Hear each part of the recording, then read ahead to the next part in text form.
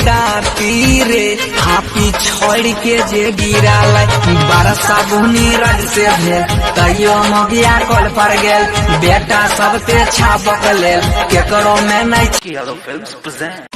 की गई प्रियंका देखै जियो ठोर जी लाल केना आबै छी कतऽ गेल रही गए हम तो बाजार गेल रही रे आरो तोरा बाजार गेल रही सोना सखी हमार खूब जमत प्यार चुमा ले दे ले यारा देहले सोना के हार चुमा ले दे ले यारा देहले जाला है साली बंगला छे खाली मारे छा जान तोहर उठबा के लाली पाजाम में धके कोकिया हाय देबा भेले मुड़ा पागल हाँ झूला बाहा झूले गेलही गे छौरी गाँव के पी परवातार बन के छिहतरी नाम हंसैले भाग गेले बुचारा बाज। जब पढ़ाई कर रहा था तो बहुत खराब लगता था, पढ़ाई छोड़ दिया आजाद हो गया तो माई बाप ने हमरा शादी कर दिया। अब एकरा से हमरा के आजादी दिलाएगा हो बाप।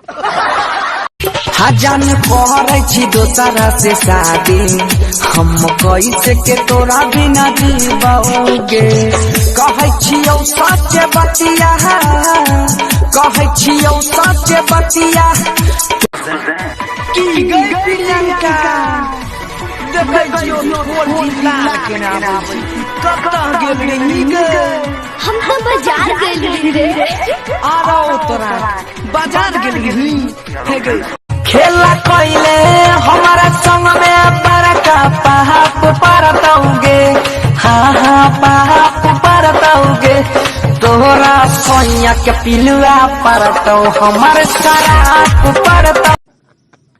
डॉक्टर साहब क्या है? हमको दिमाग का प्लास्टिक सर्जरी करवाना है। क्यों?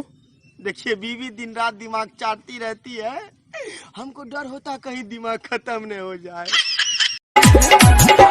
हाँ बड़ा सुंदर लागै छौ देखै में कनिया स्वर्ग से आइल छौ परी महारानिया। पहले न हमरा शादी करने का मन नहीं था, जरा सा भी मन नहीं था। तो काहे कर लिया? लड़की वाला हमारा सामने जेसीबी खड़ा करके बोला ही आपको देंगे। जब पढ़ाई कर रहा था तो बहुत खराब लगता था, पढ़ाई छोड़ दिया आजाद हो गया तो माई बाप ने हमरा शादी कर दिया। अब एकरा से हमरा के आजादी दिलाएगा हो बाप।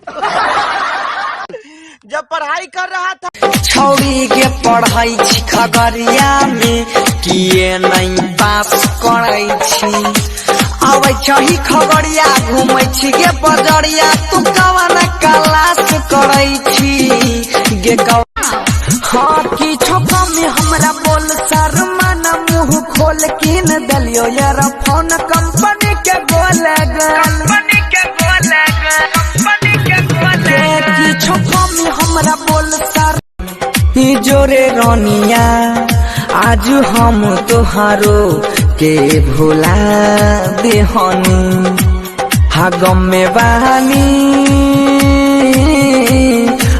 में बानी झुमका देलियो नथिया देलियो तोरा आँख में पानी नहीं छौ झुमका देलियो नथिया देलियो पायल दू जोड़ा गे अब हमारो देना खेला कोइले हमारा संग में बड़का पाप परतौगे हाँ हाँ पाप परतौगे तोरा सोनिया के पिलुआ परतौ हमारे शराब परतौ।